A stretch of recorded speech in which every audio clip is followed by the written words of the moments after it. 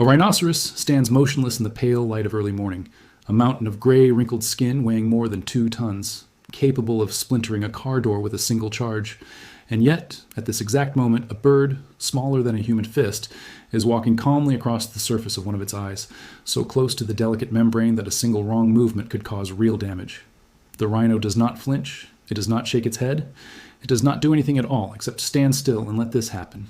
Somewhere in the deep evolutionary history shared between these two very different animals, an agreement was reached that allows a creature this small to work in places this dangerous, this intimate, this sensitive, without ever facing resistance.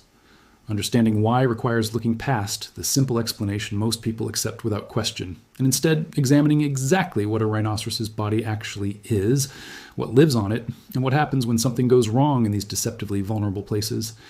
At first glance, a rhinoceros looks like the least vulnerable animal on the entire savanna. Its skin can measure several centimeters thick in places, a natural armor plating built up over millions of years of evolutionary pressure, thick enough to resist thorns, resist minor scrapes from fighting, resist almost anything that might threaten a lesser animal. But this armor is not uniform across the rhino's entire body, and this is precisely where the story of its relationship with the oxpecker actually begins. Around the eyes, inside the ears, beneath the jaw, along the folds of the neck, and in the deep creases where the legs meet the body, the skin thins dramatically, becoming soft, exposed, and almost defenseless compared to the thick plating covering the back and flanks. These are the exact locations a rhino cannot reach with its own limited flexibility, places its short legs and heavy head were never built to scratch, places where an entire hidden ecosystem of parasites has learned to thrive completely undisturbed, removing only a minuscule amount of blood, but multiplying by the hundreds across a single animal's body until the cumulative effect becomes genuinely significant. A heavily infested rhino can lose a meaningful volume of blood over time purely to these parasites, along with the constant low-grade irritation of hundreds of tiny mouths embedded in its most sensitive tissue. But ticks are only part of a much larger and more disturbing picture. Horseflies gather persistently around the eyes, drawn to moisture and movement, biting repeatedly and triggering inflammation that can affect a rhino's already limited vision even further.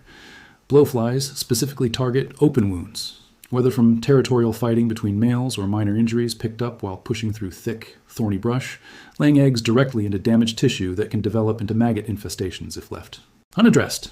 Various smaller insects burrow into the deepest folds of skin, carrying bacteria capable of causing infection, feeding on tissue that has already begun to break down from the moisture and friction trapped inside these hidden creases.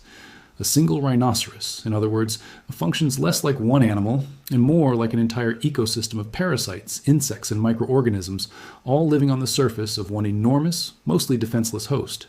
This is the reality the oxpecker walks into every single time it lands, and it explains, at least partially, why a rhino tolerates a bird working in locations that would trigger an aggressive reaction from almost any other creature attempting the same approach. The oxpecker is not simply an opportunistic visitor picking at convenient snacks. It is functionally the only regular source of relief a rhino has against an unrelenting, multi-species assault happening across its most vulnerable tissue every single day of its life. Without some mechanism to reduce this parasite load, a rhino's soft, exposed skin would remain under constant biological pressure, a slow accumulation of irritation, blood loss, and infection risk that the animal has no independent way to manage on its own. Rhinos themselves are not entirely passive participants in managing this constant parasite pressure, and understanding their own coping strategies helps clarify just how valuable the oxpecker's contribution really is by comparison. Wallowing in mud, a behavior rhinos engage in almost daily whenever water and soft ground are available, serves multiple purposes at once, cooling the body during the hottest parts of the day, protecting sensitive skin from sunburn, and creating a drying, cracking layer that can suffocate or dislodge some surface parasites once it hardens. But mud wallowing addresses only the parts of the body a rhino can reach and roll effectively, leaving the same soft, hidden folds around the eyes, ears, and jaw largely untouched by this self-administered treatment. Scratching against trees and termite mounds offers another partial solution, relieving itching across the flanks and shoulders, but again failing to reach the delicate, curved surfaces where an oxpecker's slender bill proves uniquely effective. Seen in this light, the oxpecker is not simply one option among many for parasite control. It is the only method capable of reaching precisely the locations every other rhino behavior fails to address, which helps explain why the tolerance extended toward this particular bird, even in locations that would provoke a defensive reaction toward almost anything else, makes such clear biological sense.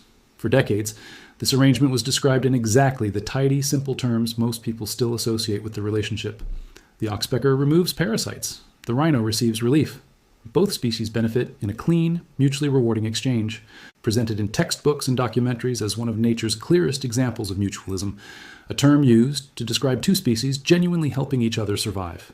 And for a long time, this explanation seemed entirely sufficient, since the visible behavior appeared to support it perfectly. A small bird picking ticks from a large animal that clearly benefited from having fewer parasites attached to its body. Then, researchers using modern observation techniques, including cameras capable of capturing extremely close, detailed footage of these interactions, began noticing something the naked eye had missed for generations.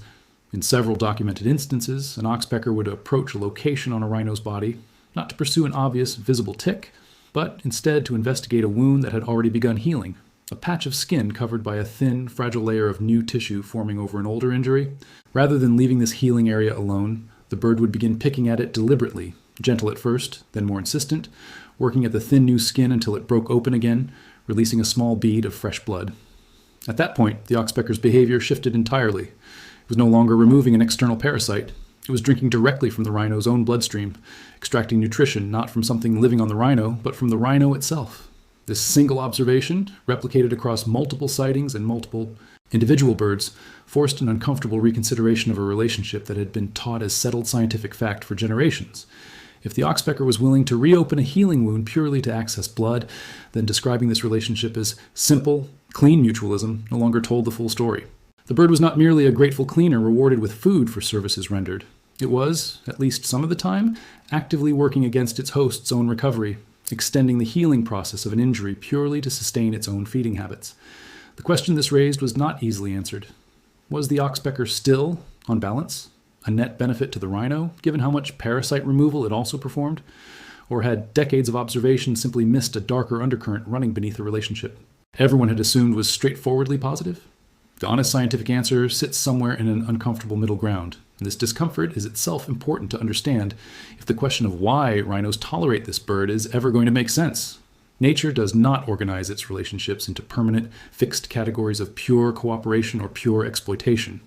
Instead, many partnerships between species drift along a spectrum, sometimes leaning toward genuine mutual benefit, sometimes leaning toward one side quietly, taking advantage of the other, shifting, depending on the specific moment, the specific individual animals involved, and the particular circumstances of food availability or wound presence at any given time. A rhino heavily infested with ticks after weeks moving through dense, parasite-rich brush stands to gain enormously from an oxpecker's visit, its exposed skin genuinely relieved of biting insects that would otherwise continue causing irritation and blood loss without any check. That same rhino, days later, nursing a healing wound from a territorial dispute, might find that very same bird working against its own recovery, extending an injury it would otherwise have closed naturally within days. Given this complicated, imperfect reality, the tolerance a rhino extends toward an oxpecker cannot be explained purely as a rational calculation of costs and benefits performed consciously by the animal itself. Rhinos do not sit and weigh the pros and cons of allowing a bird onto their most sensitive areas. What actually explains this tolerance is a combination of evolutionary history, immediate practical necessity, and a genuinely valuable service the oxpecker provides that goes well beyond simple parasite removal, one that becomes obvious only once you understand just how poor a rhinoceros's most important sense actually is. A white rhinoceros possesses remarkably weak eyesight for an animal of its size and apparent dominance on the savanna, capable of clearly distinguishing objects only within a relatively short distance before its vision blurs into vague, indistinct shapes. This visual limitation would be a serious vulnerability for almost any large animal living alongside predators and, in the modern era, alongside poachers capable of approaching from considerable range with rifles and vehicles. To compensate, rhinos rely heavily on hearing and an exceptionally powerful sense of smell, both far more developed than their vision, allowing them to detect the presence of nearby animals, unfamiliar scents carried on shifting wind, and sounds too subtle for a human observer to notice at all. But even these compensating senses have limits, and this is precisely where the oxpecker earns its place as something considerably more valuable than a simple parasite remover. Perched on the horn or the top of the head, an oxpecker occupies the single highest, most exposed vantage point available anywhere on the rhino's body. A natural lookout post the rhino itself could never achieve given its low-slung, heavy frame and limited neck flexibility. From this position, the bird's own sharp eyesight, considerably better suited to detecting movement and distant shapes than the rhino's own blurred vision, becomes an extension of the host's sensory awareness, Every subtle movement in the surrounding grass, every unfamiliar shadow crossing the landscape, every shift in the wind carrying an unusual scent or sound registers with the small bird positioned above, and its response to anything unusual is immediate and unmistakable, a sharp, piercing alarm call that cuts through the ambient noise of the savanna. When that alarm sounds, the effect on the rhino is instant and visible. Feeding stops immediately. The ears rotate, straining to locate the source of whatever triggered the warning. The massive head lifts slowly, eyes scanning uselessly across a blurred landscape while every other available sense works to interpret the threat. Those few extra seconds of awareness, made possible entirely by a bird occupying a vantage point the rhino itself could never use, can determine whether the animal has time to retreat toward denser cover, reposition defensively, or simply remain alert enough to avoid a genuine threat before it closes the distance. In an era where poaching for rhino horn remains a persistent, serious danger across much of the species' range, this early warning function carries weight far beyond its original evolutionary purpose of detecting predators or rival rhinos. Researchers studying this dynamic have documented measurable differences in detection distance between rhinos, accompanied by oxpeckers, and those without. Differences significant enough that some conservation programs have begun actively encouraging oxpecker presence, specifically because of this defensive value, treating the bird as an unpaid, tireless sentry working around the clock at no cost to anyone except the occasional tick or drop of blood. The stakes attached to this early warning system have only grown heavier over the past several decades, as rhino populations across Africa have come under sustained pressure from poaching, driven by demand for rhino horn in illegal markets overseas. Entire subspecies have been pushed to the brink of extinction, with northern white rhinos now reduced to only a handful of individuals surviving under intensive human protection, and black rhino numbers still recovering from a catastrophic decline that saw the species lose the vast majority of its population within a matter of decades during the 20th century. Against this backdrop, every advantage a rhino can gain against an approaching threat matters enormously, and conservationists monitoring vulnerable populations have begun paying closer attention to the practical value oxpeckers provide in exactly this context. A rhino that detects an approaching vehicle or an unfamiliar human scent several critical seconds earlier than it otherwise would have, purely because a small bird perched on its horn reacted first, may be a rhino that survives an encounter that would otherwise end in tragedy. This has transformed the oxpecker from a minor ecological curiosity into something conservation programs now actively consider when managing habitat and reintroduction efforts, deliberately encouraging conditions that support healthy oxpecker populations alongside the rhinos they depend on. This lookout role helps explain why a rhino would tolerate the bird's presence generally, but it does not fully explain the specific, striking tolerance rhinos show toward oxpeckers, working in genuinely sensitive areas like the delicate skin surrounding the eyes, or deep inside the narrow, curving channel of the ear canal. Here, the explanation shifts from immediate practical benefit towards something built more gradually, through repeated exposure and a kind of learned trust that develops over an animal's lifetime, rather than existing as pure instinct from birth. Young rhino calves are not born automatically comfortable with birds landing on their bodies and probing sensitive tissue. Early encounters with oxpeckers often trigger visible discomfort, a flinch, a shake of the head, an attempt to dislodge the unfamiliar sensation entirely. But calves grow up closely shadowing their mothers, observing how an experienced adult female responds to the same birds working across her own body, watching her remain calm and undisturbed, even as a bird works along the delicate skin near her eye or deep inside her ear. Over months and years of this observed calm, combined with the calf's own repeated, gradually less startling encounters with the birds, a settled tolerance develops, built not on instinct alone but on accumulated experience, that these small creatures, despite occasional discomfort, rarely cause serious harm and often provide genuine relief from far worse irritation. This learned tolerance likely explains why the most sensitive interactions, an oxpecker working directly around the eye or reaching deep into the ear canal where wax, insects, and debris frequently accumulate, tend to occur far more readily with older, more experienced rhinos than with young, still wary calves. An adult female rhino that has spent years benefiting from this relationship has effectively been conditioned through countless repeated encounters to associate the sensation of small claws and a probing bill with eventual relief rather than threat, allowing access to locations that would trigger a defensive reaction if attempted by literally any other creature on the savanna, whether a curious insect, a biting fly, or an unfamiliar animal investigating too closely.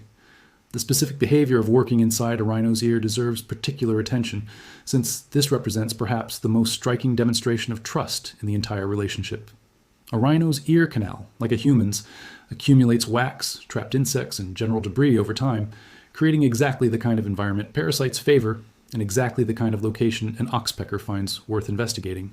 Reaching into this narrow curved channel requires the bird to position its head at an awkward angle directly beside one of the rhino's primary sensory organs, close enough that any sudden defensive movement from the rhino, a violent shake of the head in response to an itch or irritation elsewhere, could easily injure or kill the bird instantly.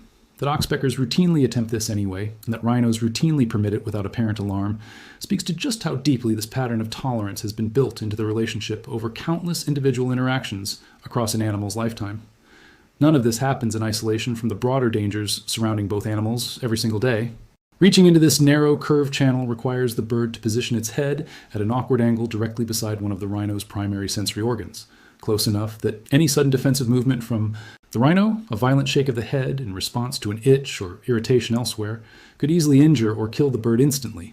That oxpeckers routinely attempt this anyway, and that rhinos routinely permit it without apparent alarm, speaks to just how deeply this pattern of tolerance has been built into the relationship over countless individual interactions across an animal's lifetime. None of this happens in isolation from the broader dangers surrounding both animals every single day. The oxpecker's own survival while performing this work carries genuine risk that has nothing to do with the rhino itself. Martial eagles, among the most powerful aerial predators found across the African savanna, specifically target smaller birds, and an oxpecker perched conspicuously atop a rhino's horn or head represents an obvious, exposed target visible from considerable height. When such an eagle identifies an opportunity, it does not hesitate, folding its wings and dropping in a controlled, high-speed dive aimed precisely at the small bird below. The oxpecker's survival in these encounters depends entirely on its own reflexes and flight agility, launching into sudden evasive movement at the last possible moment, twisting away from the eagle's outstretched talons in a maneuver that succeeds only through split-second timing. A failed evasion here ends the bird's life instantly, a stark reminder that even a creature specialized enough to work fearlessly in the most sensitive locations on a 2-ton animal remains, in its own right, a small and vulnerable target for predators operating at a completely different scale of power. Remarkably, oxpeckers that survive these attacks often return to the same host animal within minutes, resuming their work as though nothing occurred, a behavior that speaks to just how essential this feeding relationship is to their daily survival. There is no alternative feeding strategy readily available that offers the same concentrated, reliable access to food. Abandoning a host animal after a near-fatal predator encounter would mean searching for another rhino, another buffalo, another giraffe, an uncertain and time-consuming process in a landscape where suitable hosts are not always immediately nearby. The economic logic of the bird's own survival, in a sense, demands that it return to the exact same dangerous work it was just nearly killed while performing, illustrating just how tightly bound this partnership has become for the oxpecker's own continued existence. Weather adds another layer of hardship neither species can escape. When storms sweep across the savanna, heavy rain soaking the rhino's cracked, dusty horn and softening the ground beneath its feet, an oxpecker facing the same downpour has every reason to seek shelter elsewhere, its feathers, offering far less natural water resistance than the rhino's thick hide. Yet oxpeckers frequently remain on their host even through significant rainfall, crouching low against the storm, feathers soaked and clinging tightly to their small bodies, refusing to abandon their position despite the obvious discomfort. The reasoning behind this persistence connects directly back to the underlying economics of the relationship. Parasites do not disappear during a storm. Flies continue seeking out exposed, damaged skin regardless of weather conditions. The opportunity for feeding remains present even when conditions turn miserable, and an oxpecker that abandons its post during every difficult stretch of weather would lose out on a meaningful portion of its total feeding time. Across a season, a cost the bird's own survival cannot easily absorb. Once the storm passes and sunlight returns to dry the soaked landscape, the oxpecker simply shakes the excess water from its feathers and resumes exactly where it left off, searching the rhino's skin with the same methodical attention as before the interruption. This resilience, this willingness to endure genuine discomfort and real danger simply to maintain access to a single host animal, reveals just how central this relationship has become to the bird's entire survival strategy, and by extension, why the rhino's tolerance of the bird's presence, even in locations as sensitive as the eyes and ears, makes evolutionary sense from both directions simultaneously. This gradual construction of trust plays out most visibly in the earliest months of a rhino calf's life, when the young animal remains in constant close contact with its mother, following her through feeding, resting, and wallowing with an attentiveness that shapes much of its future behavior. A calf's very first encounters with an oxpecker often happen almost by accident, a bird landing briefly on its back or shoulder while actually working on the mother standing nearby, and the calf's instinctive reaction in these earliest moments is frequently a startled flinch or an attempt to shift away from the unfamiliar sensation. But because the mother herself remains calm throughout, continuing to feed or rest undisturbed even as the same bird works across her own body, the calf receives a continuous, repeated demonstration that this presence poses no real threat. Over the following months, as the calf grows more independent and begins attracting its own dedicated attention from oxpeckers rather than simply experiencing secondhand exposure through its mother, this early conditioning appears to translate directly into reduced defensive reactions, allowing birds increasingly close access to sensitive areas without triggering the kind of alarm a completely naive animal might show. This transmission of tolerance from one generation to the next, built entirely through observed behavior rather than any genetics. Instruction represents one of the more subtle but important mechanisms sustaining this relationship across rhino populations over time. It would be a mistake, though, to think this dynamic remains identical across every rhino species and every individual encounter. Black rhinos, generally more solitary, more easily startled, and known for a noticeably more aggressive temperament than their white rhino relatives, do not always extend the same degree of calm tolerance toward oxpeckers working in highly sensitive areas. Observations across different rhino populations suggest that white rhinos, typically more social and more accustomed to sustained close contact from calves and other herd members throughout their lives, tend to show somewhat greater tolerance for prolonged close feeding sessions than their more solitary and reactive black rhino cousins. This variation suggests that temperament and social experience, not simply species-wide instinct, play a meaningful role in determining exactly how much access an individual rhino is willing to grant, reinforcing the idea that this trust is built and reinforced through experience, rather than existing as a fixed, universal behavior across the entire species. The relationship also shifts depending on the specific parasite burden a rhino happens to be carrying at any given moment, which itself changes with the seasons. During wetter periods, when vegetation grows denser and tick populations surge dramatically, a heavily infested rhino often shows visibly increased tolerance and even apparent eagerness for an oxpecker's attention, standing unusually still, sometimes tilting its head or shifting position, in ways that seem to actively invite the bird toward a particularly irritating area.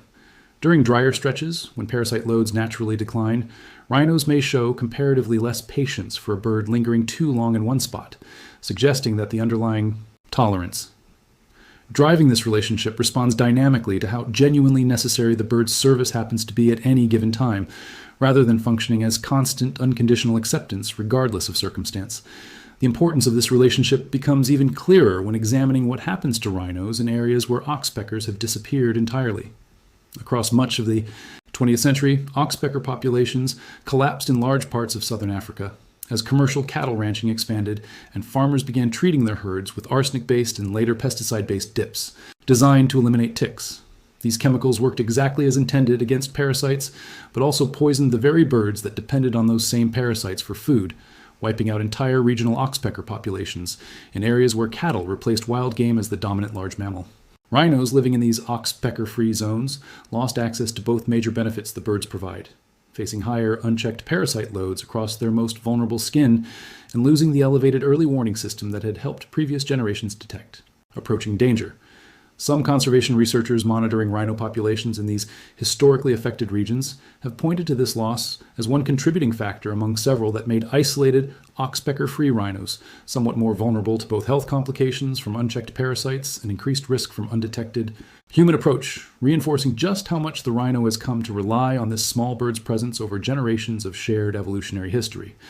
Deliberate reintroduction efforts in recent decades, relocating surviving oxpecker populations back into reserves, where wild rhino, buffalo, and giraffe remain free of pesticide exposure, have slowly restored this partnership in many of the areas where it had been lost, offering a rare example of a damaged ecological relationship being consciously repaired once its true value became clear. Ultimately, the willingness of a rhinoceros to allow a creature this small into locations, this sensitive reflects a convergence of several distinct forces, working together rather than any single simple explanation. The soft, exposed skin around the eyes, ears, and neck genuinely needs attention. The rhino cannot provide for itself, creating real biological necessity behind the tolerance. The bird's elevated vantage point and sharp eyesight provide a genuinely valuable early warning function that compensates directly for the rhino's own weak vision, adding practical value well beyond simple pest control. Years of repeated, largely low-risk encounters build a learned comfort passed down through observation from mother to calf, transforming what might otherwise trigger constant defensive reactions into calm, familiar routine. And underlying all of this sits the uncomfortable reality that the relationship is not purely generous on the bird's part, since the same creature capable of providing genuine relief is also capable of quietly working against its host's own healing process. when opportunity allows, a complexity that somehow coexists with, rather than undermines, the broader pattern of trust that has developed between these two remarkably different animals. This is why, after millions of years of shared evolutionary history surviving droughts, floods, predators, and now the modern pressures of a rapidly changing Africa, a 2-ton rhinoceros continues to stand perfectly still while a bird smaller than its own eye works delicately across its most vulnerable tissue. It is not blind trust, and it is not perfect cooperation. It is something closer to a hard-earned, continuously renegotiated truce between two species that need each other more than either would probably choose if given a simpler alternative.